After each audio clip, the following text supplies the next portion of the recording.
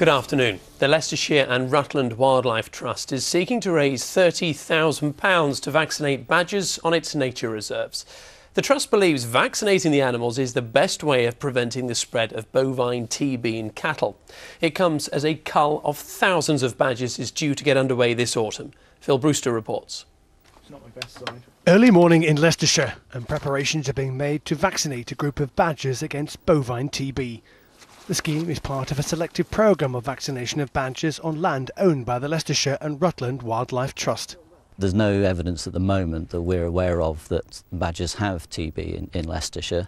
We're doing this as a precaution so that we can try and sort of head off any future problems. Overnight, around 9 badgers were caught at various locations in specially laid traps. The animals are quickly injected before being sprayed with markers to show they've had the vaccine. The aim is to have badger populations free of TB within 5 years. It comes as a pilot scheme to cull up to 5,000 badgers is due to get underway shortly in Gloucestershire and Somerset. The government and National Farmers Union say it's needed to help tackle the spread of bovine TB in cattle, which have to be destroyed if they test positive for the disease.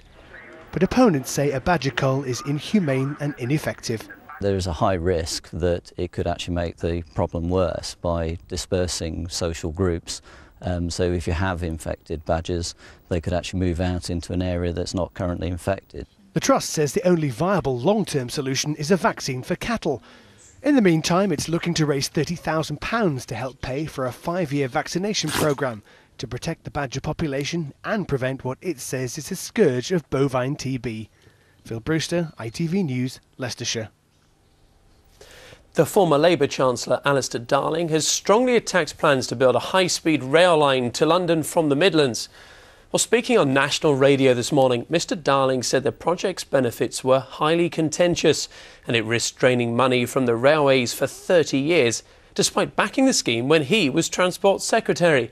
Earlier this week, the government defended claims the budget could rise from £50 billion to as much as £80 billion. My principal concern is if you spend this money on this one railway line, then you will not have the money that we need to spend on maintaining and upgrading existing lines like the East Coast Main Line, the line to Bristol, the commuter lines and so on. A woman from Leicester who lost part of her leg after being hit by a New York taxi has been praised for her fighting spirit by surgeons. Sian Green, who's 24, was injured outside the Rockefeller Centre on the first day of her holiday. Her parents, who travelled to New York to be with their daughter, have thanked those who helped save her. Police have confirmed that a father and daughter were killed in a plane crash in Leicestershire. Officers were called to a field near Wymeswold on Wednesday night. They've confirmed the pilot and passenger died in the crash in what's thought to have been a takeoff, but have yet to formally identify them. The man's son is believed to have raised the alarm. Police are working with the Air Accident Investigations Branch.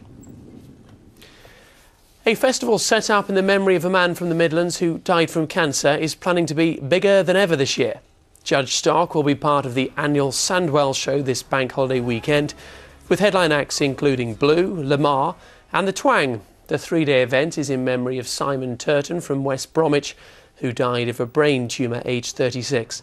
Organisers hope that the big names on the bill will help boost visitor numbers. The pumps to Lincolnshire's new £44 million reservoir have been turned on. It'll take 3 months and the equivalent of 100 Olympic-sized swimming pools of water to fill the Hall's reservoir in Newton-on-Trent. Once officially open next summer, it will disperse 20 million litres of water per day, with the potential of supplying around 100 million homes and businesses in the area. It will give us security of supply for Lincoln and southwards. It will give us resilience of supply in the event of outage elsewhere, but perhaps most importantly it will meet the growth needs of this area, which is growing significantly at the moment. Artist drawings of how a statue of Margaret Thatcher could look have been released this morning. The memorial of the former Prime Minister is planned for her hometown of Grantham. A number of different designs are on display for the public to see. The town's museum wants people to give their views on what the statue should look like. Right, let's take a look at the weather forecast for the bank holiday weekend. Here's James Wright.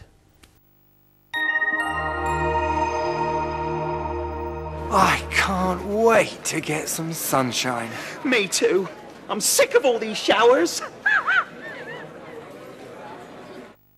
There we have some showery rain moving in from the west, and once it moves in, well, it's set to last. So a few bright spells left over as we head through the rest of today. It's still going to be warm and muggy, highs of 25 degrees Celsius. More cloud, more showers moving in during the evening, and that's when things start to pep up and we see these showers turning heavy and thundery and indeed slow moving. A yellow warning issued by the Met Office overnight and through tomorrow. And after a muggy night, well, it's a muggy day.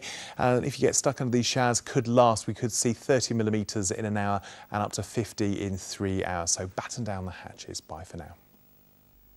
Flybe, sponsors of ITV Central Weather.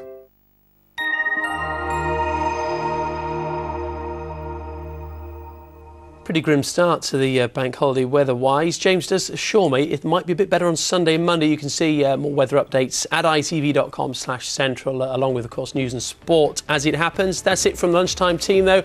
I'll be back with Kate for Central at 6. See you then. Bye-bye.